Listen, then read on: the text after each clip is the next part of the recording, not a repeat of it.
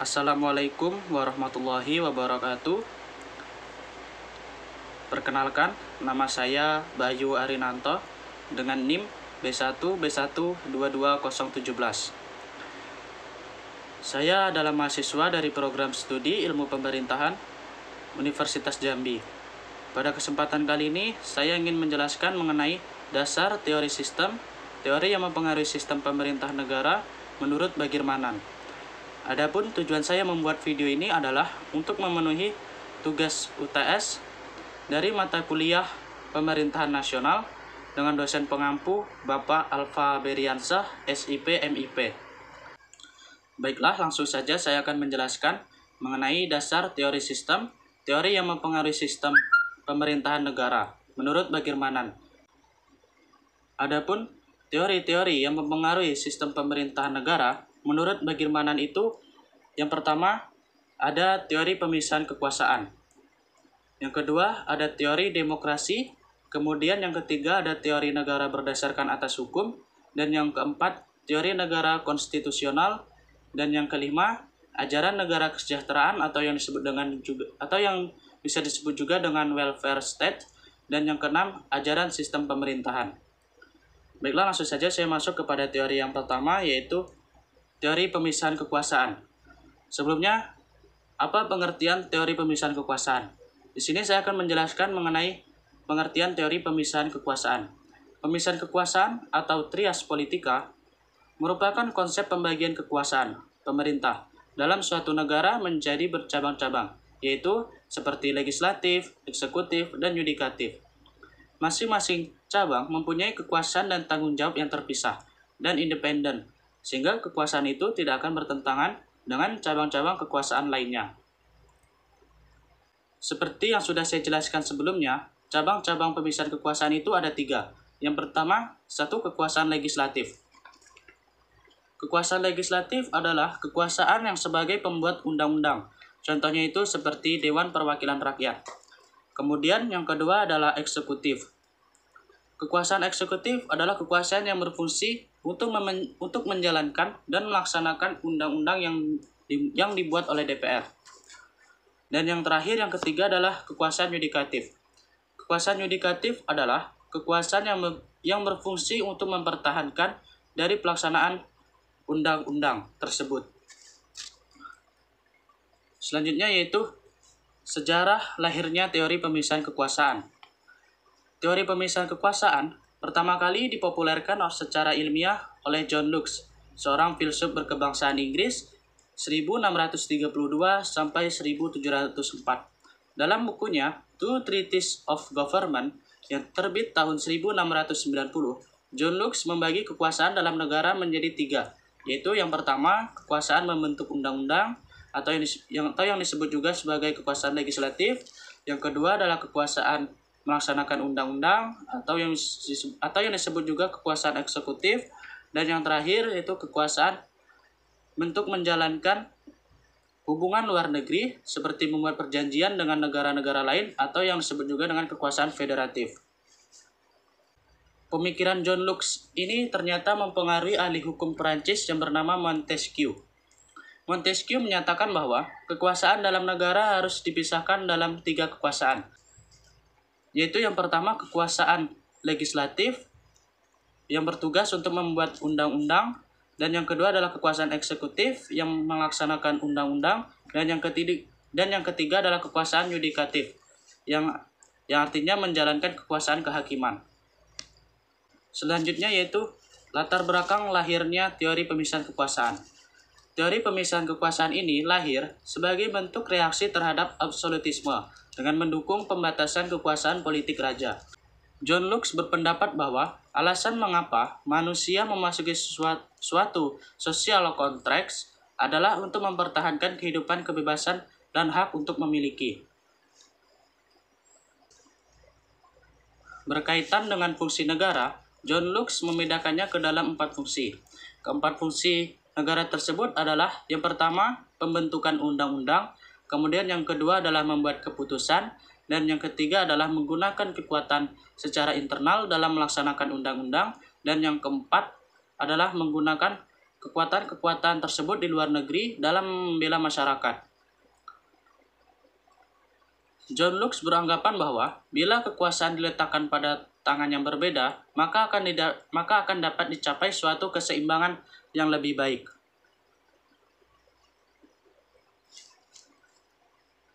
Selanjutnya yaitu tokoh dalam teori pemisahan kekuasaan. Yang pertama ada John Locke. Pembagian kekuasaan menurut John Locke adalah suatu pembagian kekuasaan di dalam negara ke dalam 3 bagian kekuasaan. 3 bagian kekuasaan itu adalah yang pertama ada legislatif, yang kedua eksekutif, dan yang ketiga adalah federatif.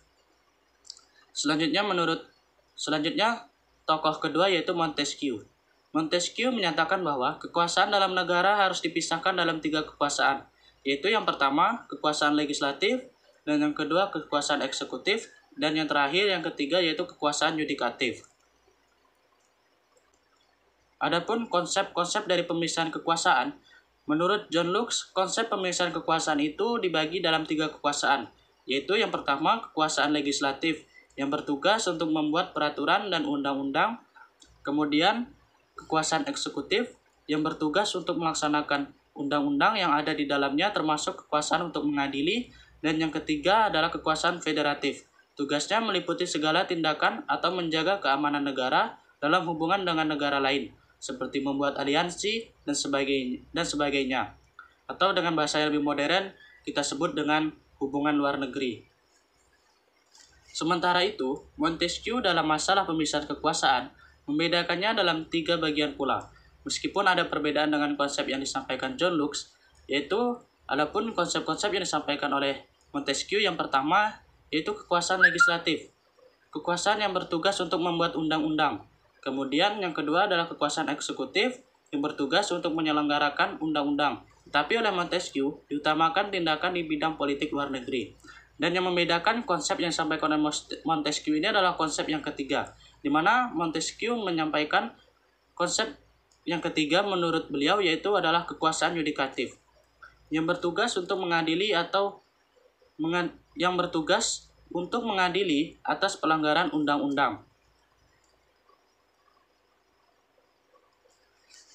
Dari 2 pendapat ini, ada perbedaan pemikiran antara John Locke dengan Montesquieu. John Locke memasukkan kekuasaan yudikatif ke dalam kekuasaan eksekutif, sementara Montesquieu memandang kekuasaan pengadilan atau yudikatif itu sebagai kekuasaan yang berdiri sendiri. Menurut Montesquieu, dalam setiap pemerintahan, 3 jenis kekuasaan itu mesti terpisah satu sama lainnya, mengenai tugas maupun mengenai alat perlengkapan yang melakukannya.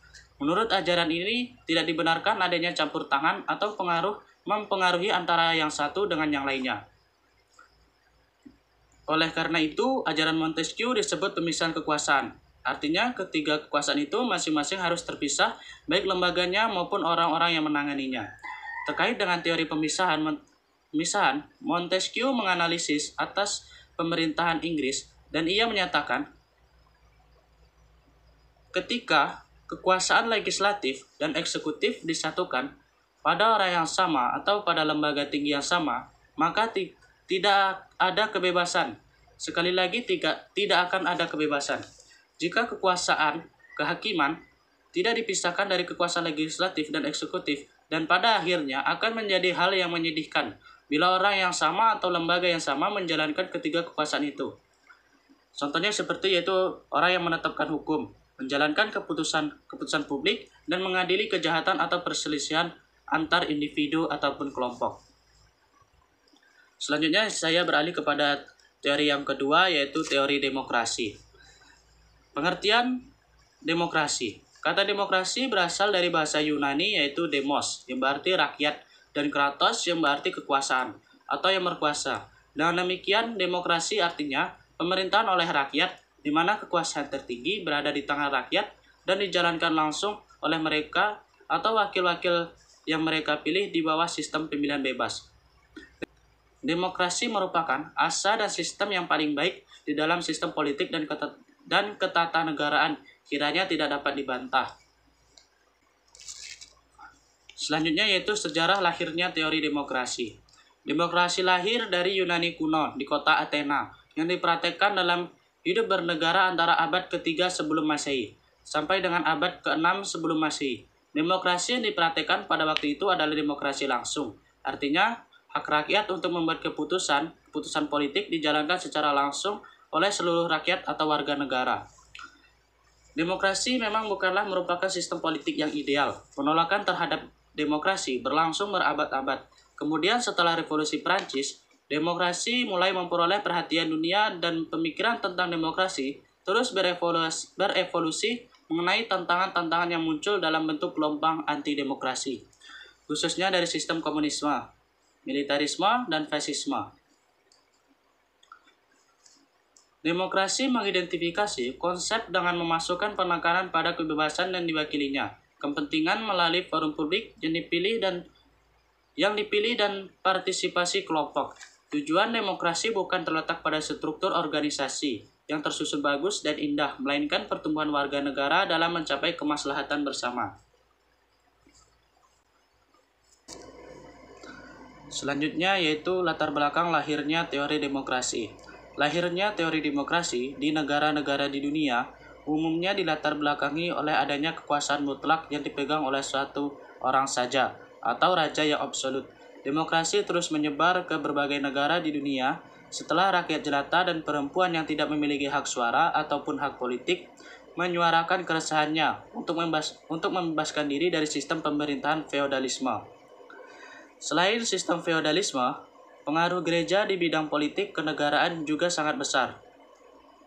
Karena itu, kemudian muncul Magna Carta di Inggris pada 12 Juni 1215, yang di dalam perkembangannya menjadi sebuah fenomena yang membangkitkan sistem demokrasi. Selanjutnya yaitu tokoh-tokoh dalam teori demokrasi. Yang pertama, Plato. Tokoh yang pertama yang mengegas teori demokrasi adalah Plato. Ia lahir sekitar tahun 427 sampai 428 sebelum Masehi di Athena, Yunani.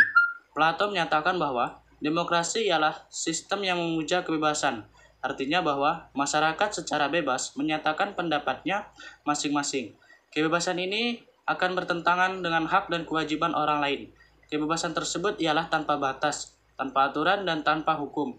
Demokrasi Indonesia dewasa ini mengalami pergeseran ke arah demokrasi menurut Plato. Selanjutnya tokoh yang kedua yaitu Abraham Lincoln.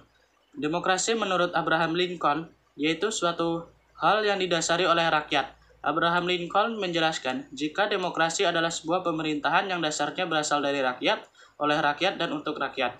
Dalam definisi yang lain, demokrasi dibatasi oleh government of rule by people. Karena segala kekuasaan politik dipegang oleh rakyat, maka demokrasi sering diartikan sebagai kekuasaan rakyat. Demikian juga karena dalam prakteknya demokrasi selalu menguntungkan pihak mayoritas. Maka dari itu, kadang demokrasi sering diartikan sebagai kekuasaan mayoritas. Selanjutnya yaitu prinsip-prinsip yang terdapat pada teori demokrasi. Yang pertama, rakyat harus berpartisipasi dalam pembuatan keputusan. Yang artinya, rakyat harus dilibatkan dalam proses keputusan bersama, karena merupakan bagian penting dari proses demokrasi. Karena itu, musyawarah perencanaan pembangunan atau musrenbang yaitu diawali dari musyawarah di tingkat kelurahan dan melibatkan pemangku kepentingan menjadi referensi baru dalam proses kebijakan. Selanjutnya yang kedua yaitu adanya kedudukan yang sama. Yang artinya persamaan di hadapan hukum adalah asas di mana setiap orang tunduk pada hukum peradilan yang sama atau proses hukum. Hukum juga menimbulkan persoalan penting dan kompleks tentang kesetaraan, kewajaran, dan keadilan.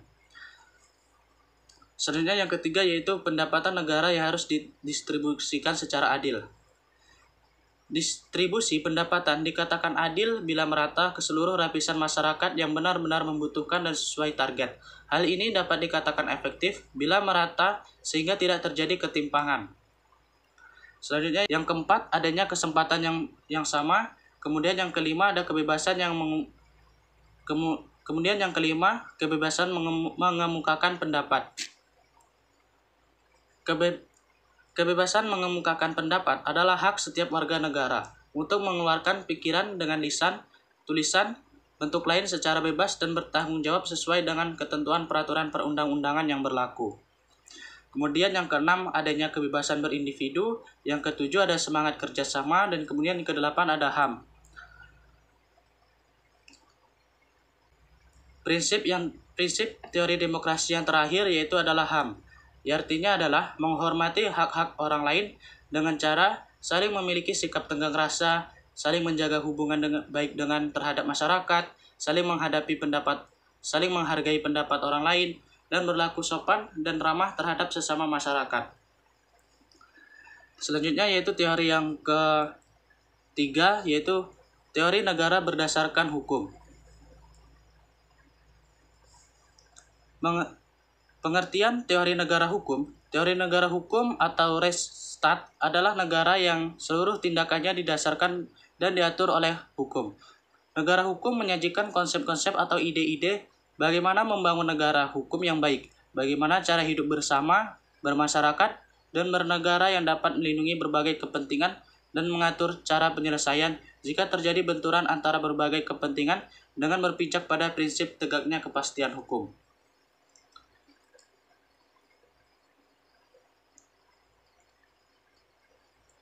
Sejarah lahirnya teori negara berdasarkan hukum. Pemikiran tentang negara hukum telah muncul jauh sebelum terjadinya revolusi 1688 di Inggris, tetapi baru muncul kembali pada abad ke-17 dan mulai populer di abad ke-19. Cita-cita negara hukum itu untuk pertama kalinya dikemukakan oleh Plato dan kemudian pemikiran tersebut dipertegas oleh Aristoteles. Di zaman modern, konsep negara hukum di Eropa kontinental dikembangkan antara lain oleh Immanuel Kant, Paul Laban, Julius Stahl, Fichte, dan lain-lain dengan menggunakan istilah Jerman yaitu Rechtsstaat. Sedangkan dalam tradisi Anglo-Amerika, konsep negara hukum dikembangkan atas kepeloporan Avidice dengan sebutan The Rule of Law.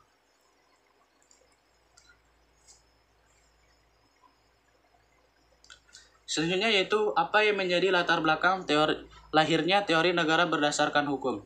Latar belakang timbulnya pemikiran negara hukum itu merupakan reaksi terhadap kesewenang-wenangan di masa lampau. Adanya penindasan negara terhadap rakyat lemah. Adanya penindasan negara terhadap rakyat yang lemah sehingga memunculkan ide pembatasan kekuasaan. Oleh karena itu, unsur-unsur negara hukum mempunyai hubungan yang erat dengan sejarah dan perkembangan masyarakat dari suatu bangsa. Kemudian tokoh yang mencetuskan teori negara berdasarkan hukum. Yang pertama yaitu Immanuel Kant. Immanuel Kant mengemukakan bahwa paham negara hukum dalam arti sempit yang menempatkan fungsi Rechtsstaat hanya sebagai alat perlindungan hak-hak individual dan kekuasaan negara, diartikan secara pasif yang bertugas sebagai pemeliharaan ketertiban dan keamanan masyarakat.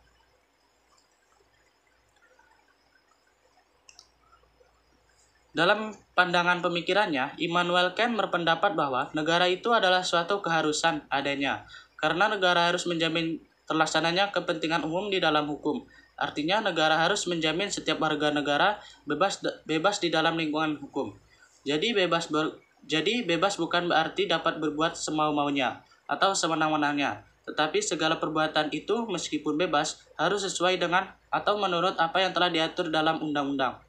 Jadi harus menurut kemauan rakyat, karena undang-undang itu adalah merupakan penjelmaan pada kemauan umum. Selanjutnya tokoh yang kedua yaitu Avidice.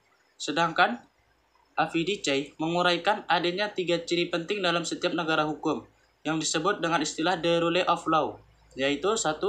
Supremacy of law, yang kedua equality before the law, yang ketiga, due process of law. Dice mengemukakan untuk menandai ciri-ciri negara hukum modern di zaman sekarang, prinsip-prinsip negara hukum itu ditambah lagi dengan prinsip peradilan bebas dan tidak memihak, atau independence and impartiality of judiciary, yang di zaman sekarang makin dirasakan mutlak diperlakukan dalam setiap negara demokrasi. Selanjutnya yaitu konsep-konsep negara berdasarkan hukum.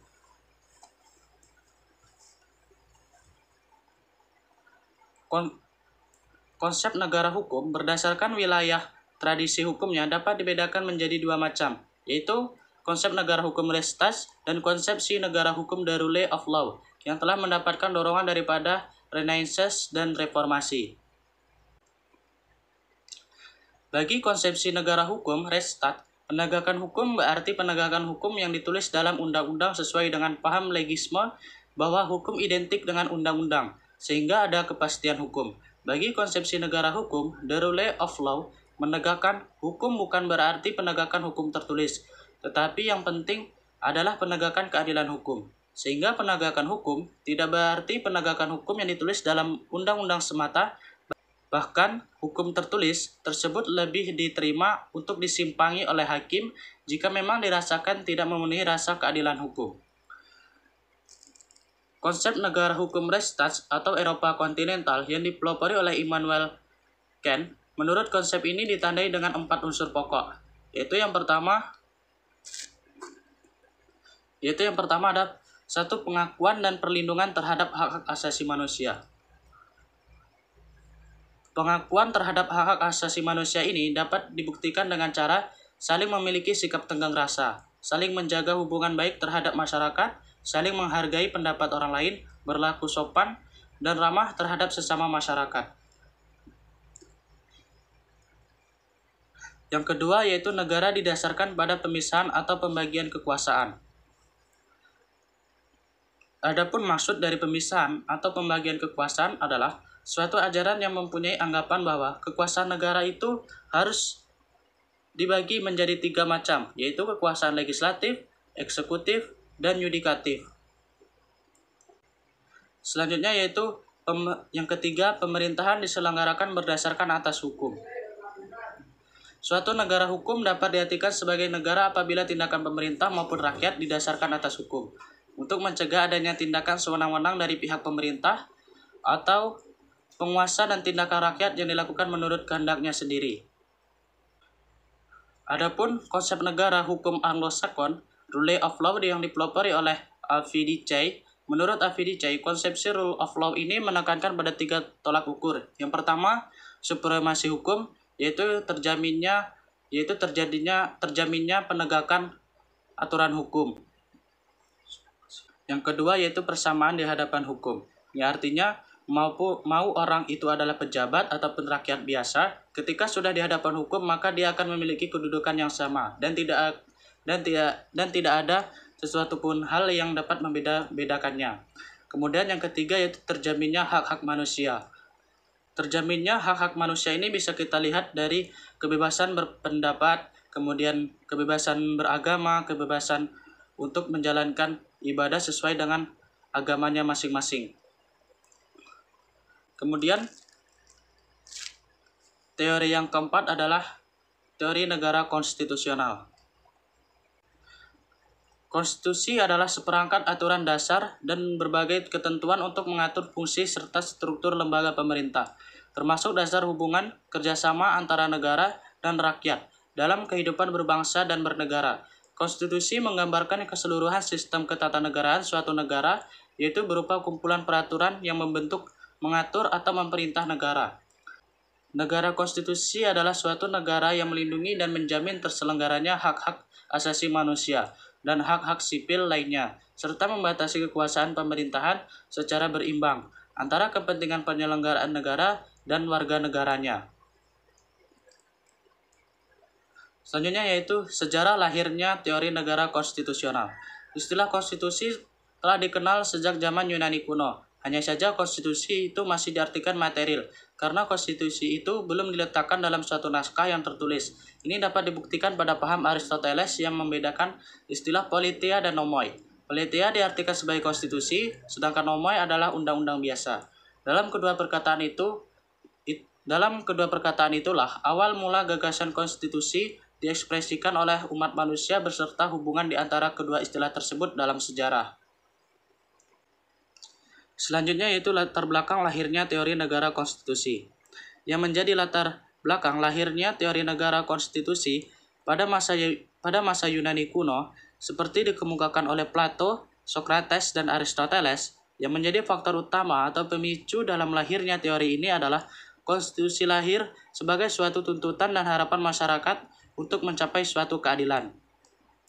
Dengan didirikannya negara dan konstitusi, masyarakat menyerahkan hak-hak tertentu kepada penyelenggaraan negara, dan juga hadirnya semangat konstitusionalisme dalam praktik ketatanegaraan polis Athena.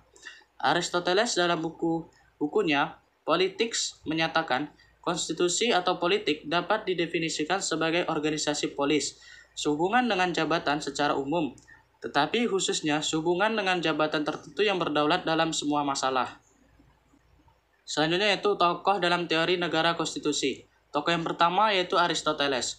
Menurut Aristoteles, klasifikasi konstitusi bergantung pada beberapa hal, yaitu tujuan negara dan cara memimpin menjalankan pemerintahannya. Tujuan tertinggi dari negara adalah kehidupan yang baik, dan hal ini merupakan kepentingan bersama seluruh warga masyarakat. Oleh karena itu, Aristoteles membedakannya antara konstitusi yang benar dan konstitusi yang salah dengan ukuran kepentingan bersama. Jika konstitusi itu diarahkan untuk tujuan mewujudkan kepentingan bersama, konstitusi disebut konstitusi yang benar. Tetapi jika sebaliknya adalah konstitusi yang salah. Selanjutnya yaitu tokoh yang kedua yaitu K.C. Ware. Menurut beliau, konstitusi adalah keseluruhan sistem ketatanegaraan suatu negara yang berupa kumpulan peraturan yang membentuk dan mengatur pemerintah dalam pemerintahan suatu negara.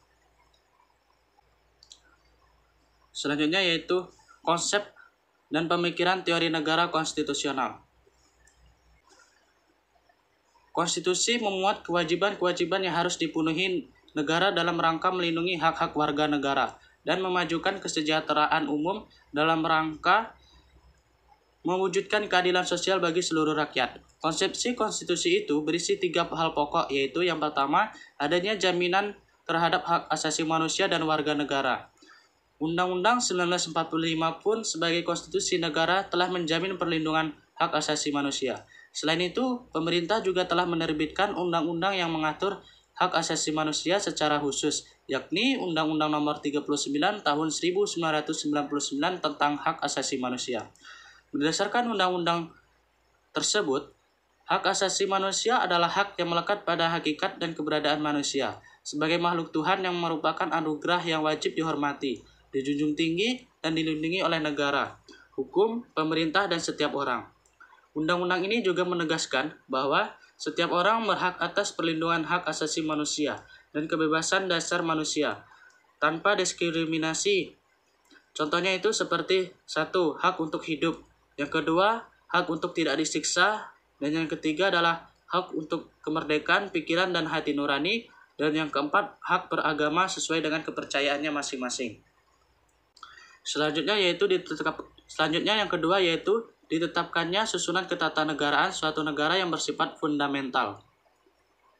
Dengan demikian, sistem ketatanegaraan adalah segala sesuatu yang berkenaan dengan susunan organisasi negara Republik Indonesia, baik yang menyangkut susunan dan kedudukan lembaga-lembaga negara, tugas wewenang, maupun hubungannya satu sama lain menurut Undang-Undang Dasar 1945. Dan yang terakhir, yang ketiga, adanya pembagian dan pembatasan tugas ketatanegaraan yang juga bersifat fundamental. Selanjutnya yaitu teori yang kelima yaitu teori ajaran negara kesejahteraan. Konsep negara kesejahteraan sendiri dinamakan dengan konsep welfare state. Konsep welfare state secara singkat dapat didefinisikan di mana pemerintahan dianggap memegang peranan penting dalam menjamin kesejahteraan bagi setiap warga negaranya. Ciri dasar dari konsep welfare state adalah adanya program asuransi sosial bagi masyarakat, serta adanya program penjamin kesejahteraan masyarakat. Kemakmuran dan kesejahteraan merupakan salah satu cita-cita yang digaungkan oleh pendiri bangsa maupun pemerintahan Indonesia saat ini. Hal tersebut dapat kita pahami dalam pembukaan Undang-Undang Dasar 1945 yang berbunyi, pemerintahan melindungi segenap bangsa dan seluruh tumpah darah, memajukan kesejahteraan umum dan mencerdaskan kehidupan bangsa. Sejatinya membangun sebuah konsep negara kesejahteraan merupakan obsesi dari kebanyakan negara. Selanjutnya itu sejarah lahirnya teori ajaran negara kesejahteraan. Sejarah dari munculnya negara kesejahteraan pada umumnya dijelaskan dalam tahun yang berbeda-beda.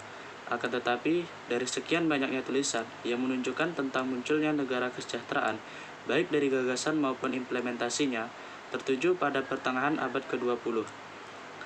Setelah terjadi Great Depression, gagasan dari negara kesejahteraan pada awalnya sebagai terminologi yang menunjukkan suatu praktek negara dalam melakukan kebijakan makro dengan tujuan meningkatkan kesejahteraan umum.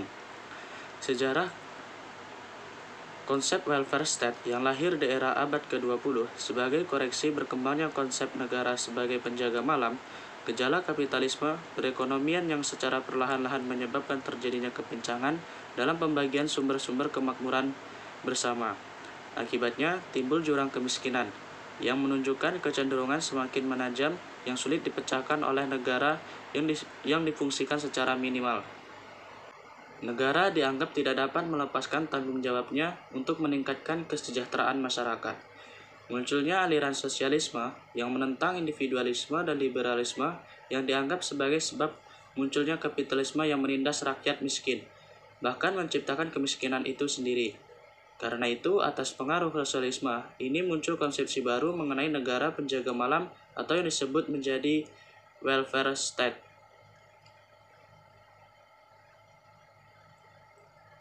Selanjutnya yaitu latar belakang lahirnya ajaran negara kesejahteraan. Pada tahun 1940, istilah welfare state dimunculkan pertama kali oleh Uskup Agung York di Inggris sebagai antitesis atas program welfare state negara perang di Jerman oleh rezim Nazi Hitler yang sedang memperluas wilayahnya. Negara kesejahteraan atau rezim kesejahteraan atau yang disebut juga welfare regime lebih dari sekadar kebijakan sosial. Perkembangan welfare state di Eropa Barat pada umumnya sangat terpengaruh dan tidak dapat dilepaskan dari perjuangan kaum buruh. Dari perjuangan buruh itulah masyarakat di negeri-negeri ini dapat mendapatkan berbagai fasilitas murah dan gratis serta tunjangan sosial dari negara. Sebelum Perang Dunia I, cikal bakal welfare state atau regimes dimulai oleh tokoh-tokoh karismatis dan otoritarian seperti Bismarck, Jerman, Von Pape Austria, dan Napoleon III Perancis dengan melansir jaminan-jaminan sosial untuk pegawai pemerintah dan kelompok pekerja industri.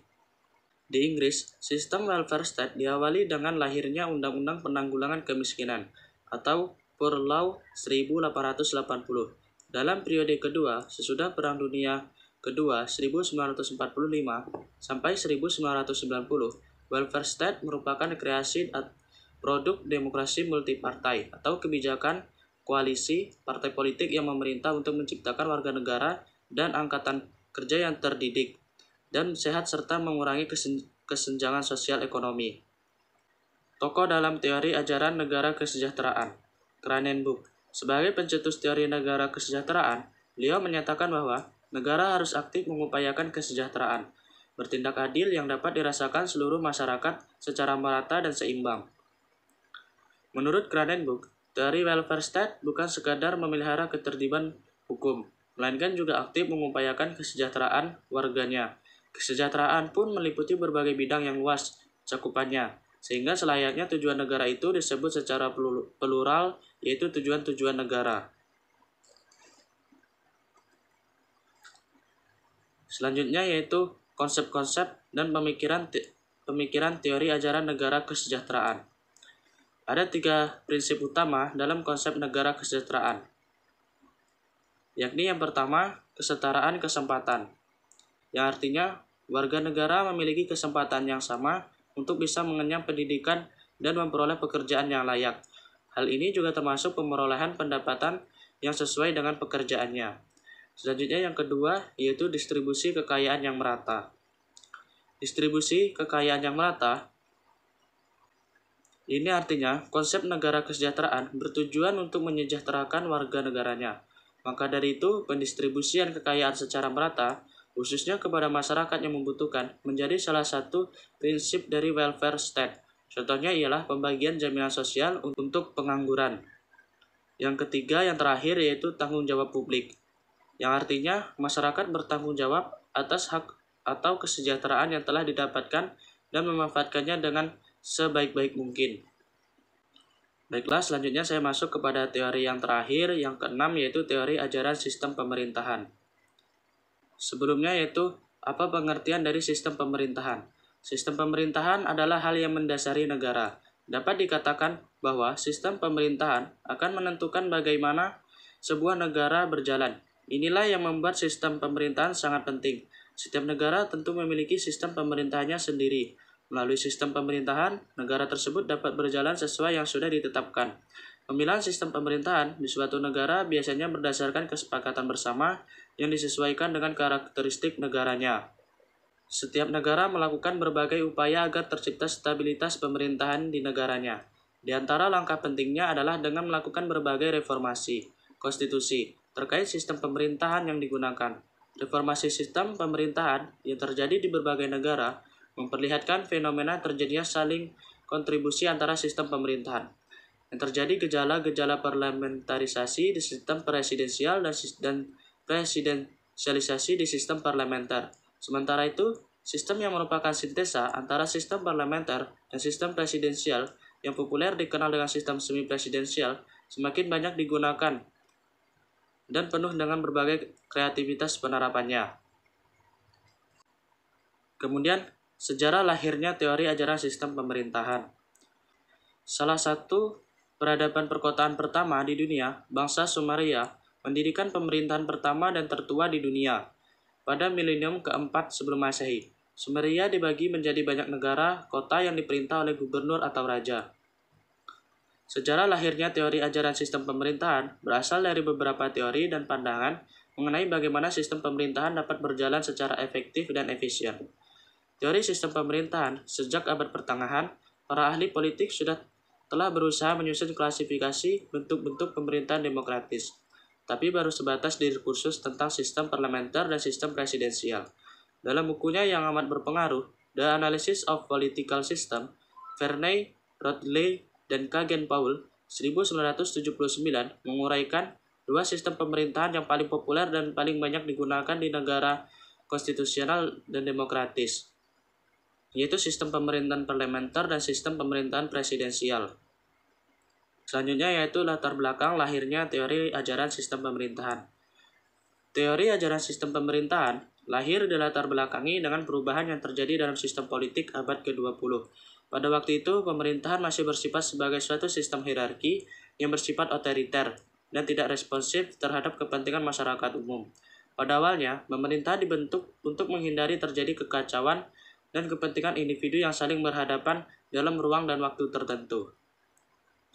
Namun, seiring dengan berkembangnya demokrasi dan munculnya gerakan sosial yang menuntut perubahan sistem pemerintahan, akhirnya konsep pemerintahan yang partisipatif dan responsif mulai dikenalkan. Gagasan ini semakin berkembang setelah Perang Dunia Kedua, di mana makin banyaknya negara yang menginginkan suatu tatanan sistem pemerintahan yang lebih baik. Selanjutnya yaitu siapa tokoh dalam teori ajaran sistem pemerintahan. Tokoh yang pertama yaitu ada David Easton. David Easton adalah seorang ilmuwan politik Amerika Serikat yang dikenal karena kontribusinya dalam perkembangan teori sistem politik. Easton mengemukakan konsep input-output model yang menjelaskan bagaimana kebijakan publik dipengaruhi oleh input dari lingkungan sekitarnya dan output dari kebijakan publik tersebut. Tokoh yang kedua yaitu ada Herbert H. Simon. Herbert H. Simon adalah seorang ahli ekonomi dan ilmuwan sosial Amerika Serikat yang dikenal karena kontribusinya dalam pengembangan teori organisasi dan pengambilan keputusan. Beliau menyatakan bahwa pengambilan keputusan dalam organisasi tidak selalu optimal karena keterbatasnya informasi dan keterbatasan waktu dan sumber daya. Selanjutnya yaitu konsep dan pemikiran teori ajaran sistem pemerintahan.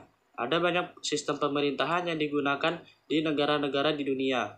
Namun yang paling umum yang digunakan di seluruh dunia yaitu yang pertama, sistem pemerintahan parlementer. Adalah sebuah sistem pemerintahan yang parlemennya memiliki peranan penting dalam pemerintahan. Dalam hal ini, parlemen memiliki wewenang dalam mengangkat Perdana Menteri dan parlemen pun dapat menjatuhkan pemerintahan, yaitu dengan cara mengeluarkan semacam mosi yang menyatakan ketidakpercayaan kepada pemerintahan. Sistem parlementer, sebagaimana diterapkan di Inggris, tidak mengenal pemisahan kekuasaan antara cabang eksekutif dan legislatif. Pada abad ke-16, sebagai reaksi terhadap kekuasaan Raja James I yang hampir absolut, Terbentuklah pemerintahan parlementer diawali dengan berdirinya Lembaga Perwakilan Rakyat, yang secara bertahap mengambil alih kekuasaan legislatif dari tangan raja. Tetapi, kekuasaan eksekutif tetap berada pada raja dalam perkembangannya. Selanjutnya, kekuasaan eksekutif raja mulai diserahkan kepada menteri-menteri yang diangkat dari antara anggota-anggota Badan Perwakilan. Karena para menteri harus bertanggung jawab kepada Badan Perwakilan, lambat laun kekuasaan Badan Perwakilan bertambah besar dan ditetapkan sebagai pemegang kedaulatan negara. Para menteri secara kolektif atau kabinet harus bertanggung jawab kepada badan legislatif dan merupakan dari bagian dari badan tersebut. Karena itu, dalam sistem parlementer tidak ada separation of power, tetapi yang ada adalah fusion of power antara kekuasaan eksekutif dan kekuasaan legislatif. Dengan kata lain, sistem parlementer adalah sistem politik yang menggabungkan kekuasaan eksekutif dan kekuasaan legislatif dalam suatu lembaga pemegang kedaulatan rakyat yang bernama parlemen. Yang kedua yaitu ada sistem pemerintahan presidensial. Secara singkat, sistem pemerintahan presidensial berasal dari kata presiden. Dapat disimpulkan bahwa semua pemerintahan serta negara diatur dan dikepalai oleh seorang presiden. Sistem pemerintahan presidensial lahir karena dilandasi oleh teori pemisahan kekuasaan dan didorong oleh keinginan yang kuat untuk menentang sistem parlementer yang dipandang sebagai budaya negara kolonial Inggris. Sistem pemerintahan presidensial Amerika memisahkan secara tegas 3 cabang kekuasaan. Karena itu, karakteristik pertama sistem presidensial adalah Badan Perwakilan tidak memiliki supremacy of parliament. Karena lembaga tersebut bukan lembaga pemegang kekuasaan negara. Untuk menjamin stabilitas sistem presidensial, presiden dipilih baik secara langsung ataupun perwakilan untuk masa kerja tertentu dan presiden memegang sekaligus jabatan kepala negara dan kepala pemerintahan. Dalam sistem presidensial, anggota badan legislatif tidak boleh merangkap jabatan cabang eksekutif dan sebaliknya. Pejabat eksekutif tidak boleh merangkap menjadi anggota badan legislatif. Namun, pemisahan cabang eksekutif dan legislatif tidak selalu diterapkan di semua negara yang menggunakan sistem presidensial. Di beberapa negara, menteri diangkat sebagai anggota parlemen. Pada pemerintahan Orde Baru, para anggota kabinet juga adalah anggota MPR, lembaga pemegang kedaulatan negara yang lebih kurang sama dengan parlemen dalam sistem parlementer. Presiden bertanggung jawab bukan kepada pemilihan, tetapi kepada konstitusi. Dia dapat di-impeach apabila melanggar konstitusi, tapi tidak dapat diturunkan karena tidak dapat memenuhi janjinya pada kampanye pada waktu pemilu. Selanjutnya yang ketiga yaitu sistem pemerintahan semi-presidensial atau bisa disebut juga dengan sistem pemerintahan campuran. Sistem semi-presidensial adalah bentuk pemerintahan negara yang mencoba mengatasi kelemahan-kelemahan sistem parlementer maupun sistem presidensial.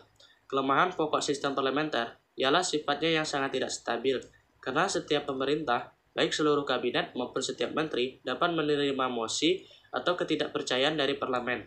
Akibatnya, pemerintah jatuh dan terjadi pergantian pemerintahan.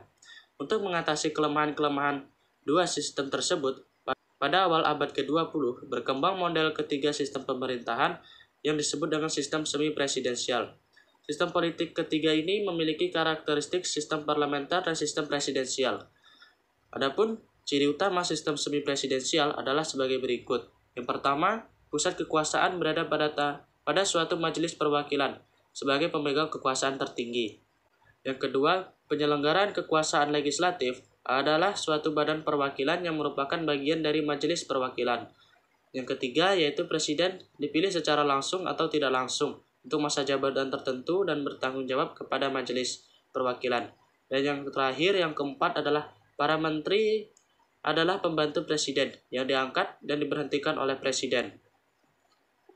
Baiklah, itu saja penjelasan singkat dari saya mengenai dasar teori sistem, teori yang mempengaruhi sistem pemerintahan negara menurut Bagirmanan. Apabila ada kesalahan kata atau penyampaian materi yang tidak tepat, mohon dimaafkan dan dimaklumi.